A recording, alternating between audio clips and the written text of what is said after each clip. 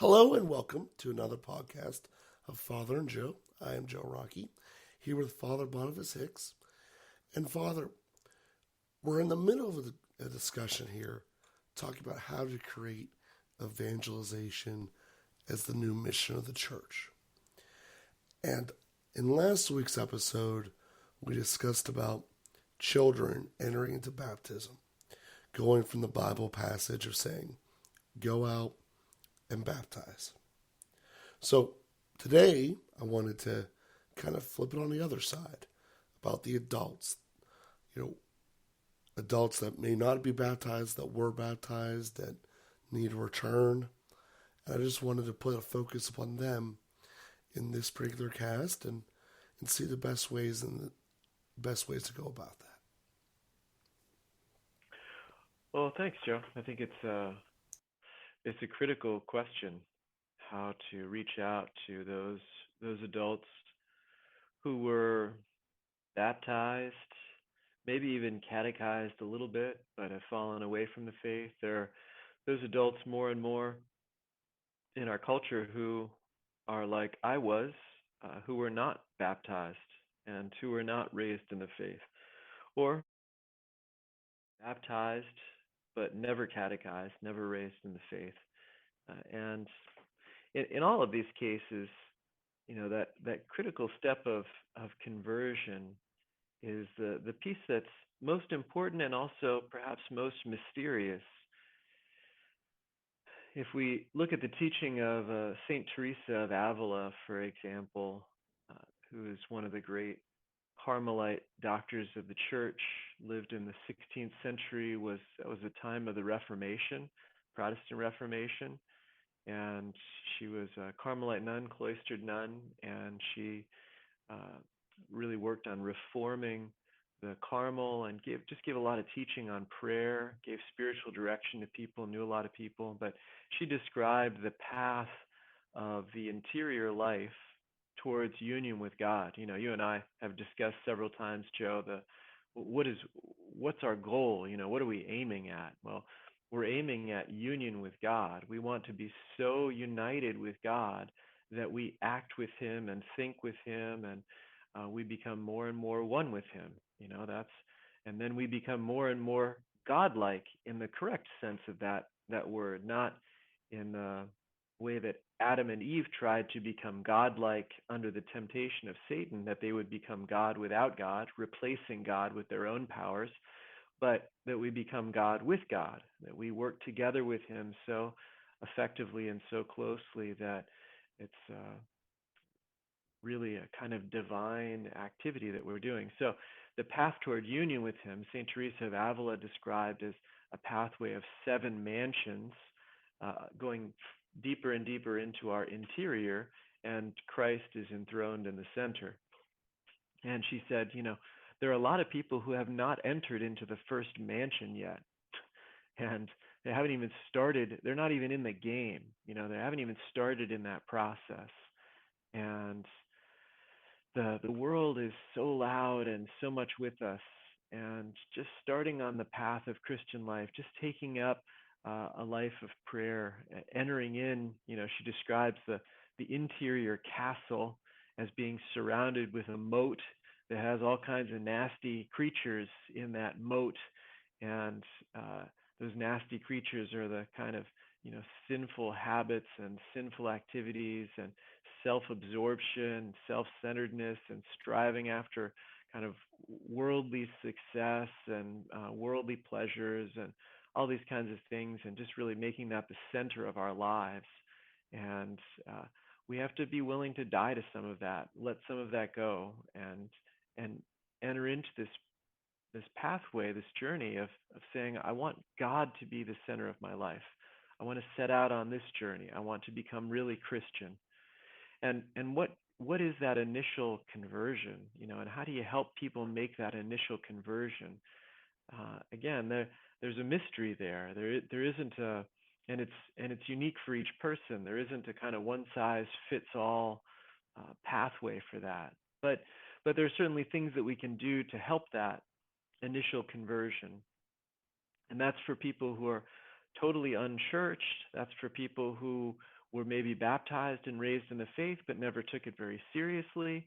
That's for people who maybe were excited about their faith as children but then kind of fell away at some point and really gave in to the path and the culture of the world. Um, so how do you help people across that initial conversion and to really set out on a make a decision for Christ and set out on that path? That's I think that's kind of the core of your question. And ultimately it comes down to a witness, somebody inside the castle raising a flag and saying, "Hey, it's better in here, come on over. It's going to be a good decision. It's going to make a positive difference in your life to be able to do that."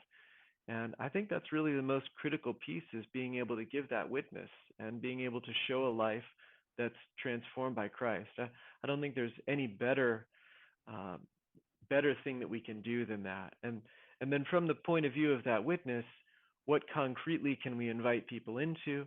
Inviting people to pray with us, inviting people to pray on their own, inviting people to read from the scripture, inviting people to read spiritual books to find some inspiration, being willing to walk with people, and then certainly prayer groups in our parish. And I think things like the Christ Life program that's become a little more popular in your diocese in Pittsburgh and my diocese in Greensburg. And in a lot of places, it grew out of the Archdiocese of Baltimore and is popular in a lot of places. But it's a kind of concrete program that brings people into relationship with believers and puts in front of people the kinds of reflections and questions of how to really turn our life over to Christ and how to set out more concretely with a decision on that path.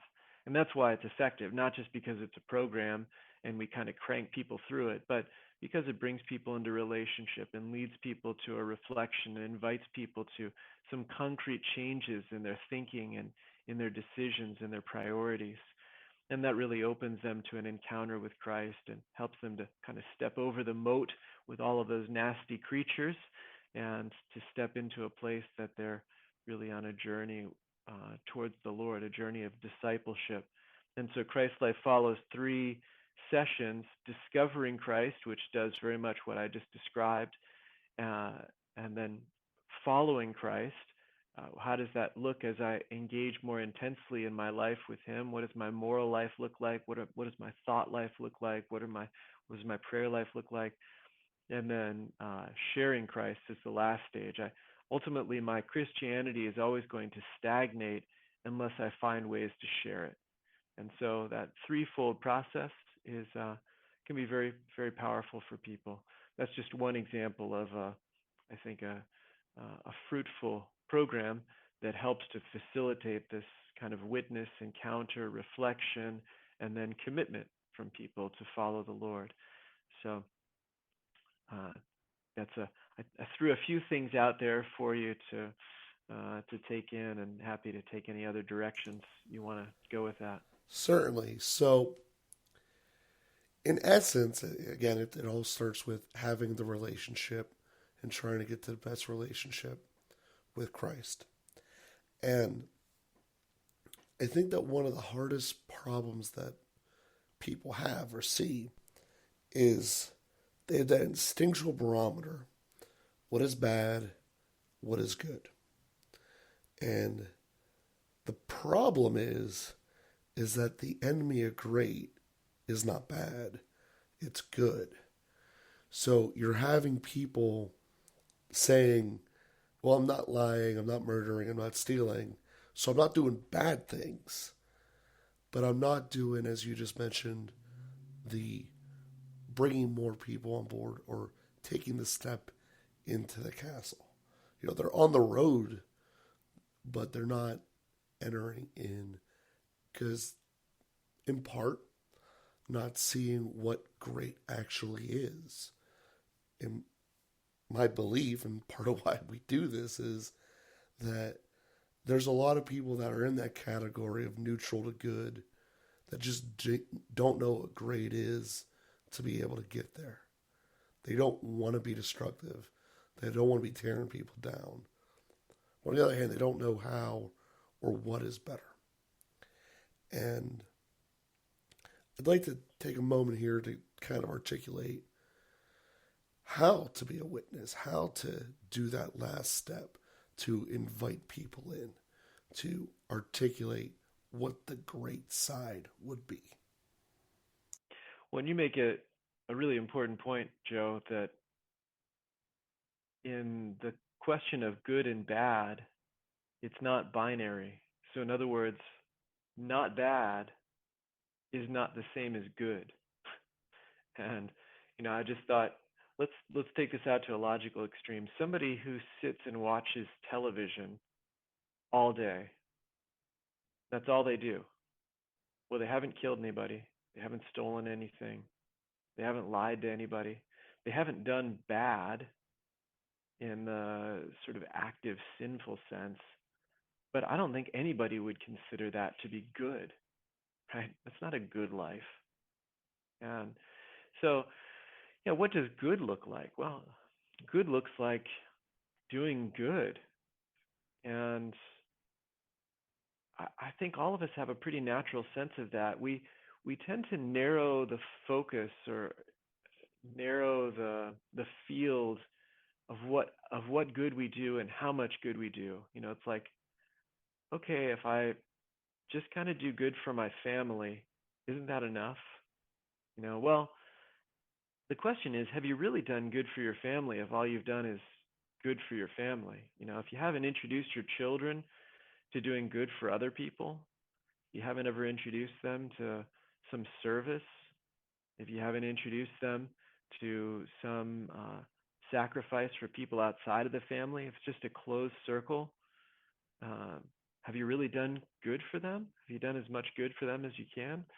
So I think just expanding that sense of good, allowing good to diffuse itself, and good through concrete actions, real service, real turning out of ourselves and paying attention to where the needs are for other people. Um, just had somebody yesterday. I'm taking a course, and one of my brother priests on the course noticed that I was a little. Well, he just asked me. He said, "Are you okay?" And I said, "Yeah." We were talking about life things in general, and I am okay. I'm doing a lot of good things. I really love my life. And he said, "You just haven't seemed like your normal chipper self." And then I kind of thought, and I realized what he meant. The course has been a little bit frustrating for me. And so I had a chance to share some of that with him. It was things that I hadn't articulated because I didn't want to just be negative and just kind of dealing with it on my own and trying to focus on other things. But it was beautiful of him to notice. He was paying attention enough to notice that I was not my normal chipper self. And then he reached out to me and asked the question and opened himself to listening and understanding. That's doing good.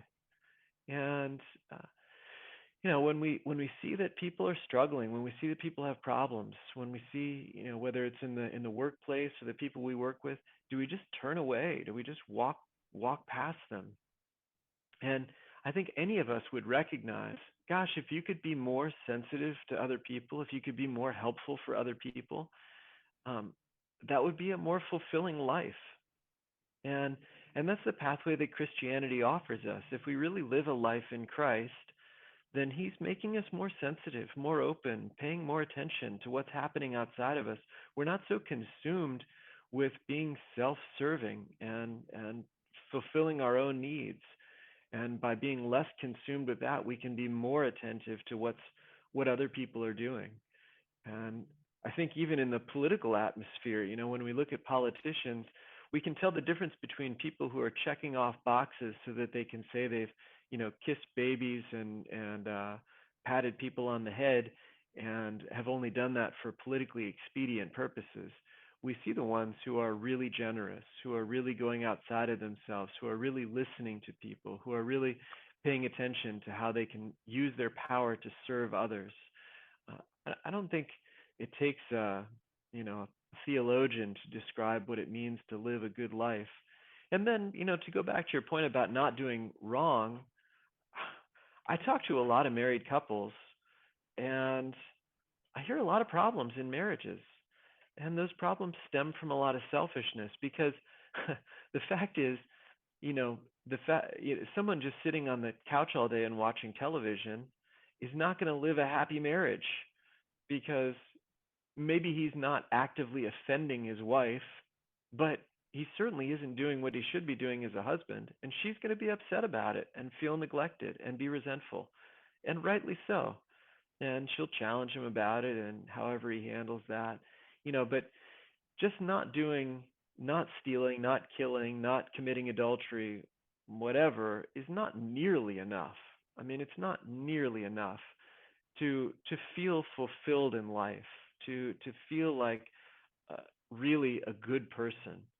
And so, again, Christianity gives us a pathway toward a freedom from self absorption, freedom from self centeredness, a freedom to serve others, to be attentive to the needs of others. And that helps us to develop real, deep, meaningful relationships, not just sort of superficially not offending each other. Although, again, I talk to a lot of married people, and there's a lot of offending going on. Some of it intentional, some of it unintentional, some of it just wounds coming up. But there's a lot of offensive stuff that happens out there. I think we're far from even being in the category of not doing bad. I think all of us could identify pretty easily the bad that we do. Maybe we justify it, maybe we sweep it under the rug, maybe we pretend it's not so important. But the fact is, we're all doing plenty of bad that can also use some conversion and really make us into more loving people, people who really do choose the good. And then, that pushes all its way into more subtle things in terms of business dealings and different ethical considerations and how we really treat people. And anyway, a lot more stuff from there. But I think really doing good with all of our life is so fulfilling and is beautiful and is really what we're made for. And if we're falling short of that, at some level we're feeling it. I think people who say, "Oh, my life is fine," I think they're deluding themselves, and even know it. I don't think it takes a Sunday preacher to convince us that our life is not as fulfilling as it could be, as we imagine it is. So being able to witness to those things and call people on and inspire them, just like you said, Joe, that there's more to life than this, and life is really worth living if we make a choice to live it well.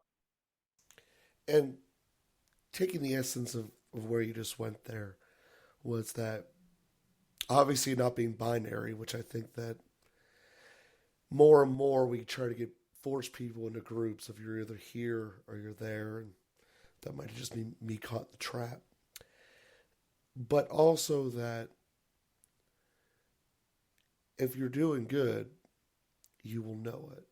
And being neutral is not good. And I think that that's part of what we're trying to articulate there. So as we look to move forward here, we're obviously the next podcast is about marriage, so I don't want to jump too far ahead of the gun here. But as we're looking forward here with adults in their everyday life, trying to figure out ways to how to show it. Yes, you just gave a great example about the other priest observing about you that something was off. And at the core of that, I'm sure you have a million other examples. At the core of all of what I was gathering from you, please correct me if I was wrong, was that the best way to draw closer to Christ is to do what he did on the cross, which was to empty himself for others. Obviously, it's a lot less intense to notice your friend is acting a little bit different, but still, that is emptying yourself to know what your friend's baseline is and to point out the difference therein. And I would kind of like to go the next direction of the path about how to more fully do that, how to do that, because a lot of us, I think, would like to instinctually do that, but just aren't good at it. Well, and let me affirm your summary, Joe. Yeah, I mean the meaning of our lives is that we are made for love, and the essence of love is willing the good of the other, even to and including the sacrifice of ourselves. And so that's exactly what Christ did on the cross. He revealed most fully God's love for us. God wills our good, our salvation, and he does that even to the point of sacrificing himself, as Christ did on the cross. So, yeah, that's the executive summary of the whole process. And uh, how do we become more sensitive? How do we get out of ourselves more? Well, again, the ordinary path of the Christian life has that all built in. Um, Making dedicated times for prayer helps us to get in touch with our own interior life more deeply, helps us to open that interior life to the Lord and be open to his transforming grace. So he has a way of exposing sin and purifying it, and to not use just theological vocabulary, but sin as understood being contrary to love. And love, at its essence, is willing the good of the other and self sacrifice. So, uh, any ways that we're not doing that, because we're turning in on ourselves, we're turning away from other people, we're choosing our own selfish pleasures rather than really choosing to pay attention to others. So, all those things we gather in Christian language under the term sin. Uh, People have used that as a baseball bat to beat people with, and so it has a little bit of a bad taste in our mouths. But just to say it simply, sin is contrary to love. So when we spend time in prayer, when we spend time reading the scriptures, meditating on the truths of our faith, asking God for his help, uh, he has a way of drawing our sin to the surface, because sin starts in our minds. It starts with attitudes and judgments that are sinful, that somehow feeding my faith is more important than paying attention to my neighbor and his needs, or that watching television is more important than listening to my wife and what she needs from me. So, exposing those sinful attitudes, exposing those sinful thoughts, paying attention to where I'm going off the rails. That's a part of what comes out, and then I make some concrete efforts to change that, to have some conversion. How can I look at life a little differently? How can I uh, respond to my wife a little differently? How can I look at my coworkers a little differently? And so prayer is a part of that. And we also start to learn, there's an interconnection of the whole moral fabric, that doing good in one area helps us to do good in other areas. And ultimately, uh, good is moving toward a totality to consume everything in our lives. And so we can't kind of keep a little side thing where I'm not doing good. I'm basically a good husband and father, but I cheat on my taxes and I'm a corrupt business owner. Well, it's not really going to work. Evil has a way of spreading through our lives as well. And so actually coming to a more integral, a more whole, a more coherent life with a consistent ethic of goodness is is critical. And again, that happens through prayer, happens also through study, being aware that some practices are unethical, that treating people in this way is a bad thing. You know, so uh, prayer and study can help us to identify areas in our life where we could do more good.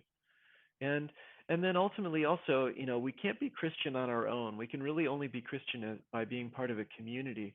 And so we start to build some relationships with other Christians, and we start to build some community. And that helps us to concretely practice goodness in a Christian community where there's a culture of loving each other. We learn a lot from that. I remember very much. one of the really silly, simple things that we do at St. Vincent Archabbey, where I live, my home with the Benedictines, is we tend to hold the door for each other. And I've gotten really good at holding the door for people when I'm walking a little bit ahead of them, when I'm, a little bit behind them, when I'm to the left, when I'm to the right, in just about every configuration, I figured out how to hold the door for people. It's just a silly thing, but there's something, you know, important about those practices. And I really just nobody told me I need to do that. I just watched other people do it and I recognized the charity that's there. And I said, oh, I could do that. And I started doing it more and more. So being part of a Christian community helps us to form practices just by, even without thinking about it, just kind of by living in that culture, ways that we serve each other, ways that we pay attention to each other's needs, because we experience other people doing it for us, and then we naturally do it for others. So prayer, study, living in community, those are ways that we start to take in and absorb, digest Christianity in a way that it really starts to transform our behavior and help us to consistently do what is good. And that's beautiful. And that's something that makes a whole lot of sense. The more that you're doing well in your life, the more that it'll encompass the remainder. Essentially, what you're describing is habits of doing well, habits of humility and charity, which that is that most people probably wouldn't even think of, but nonetheless, that still is an act of both humility and charity.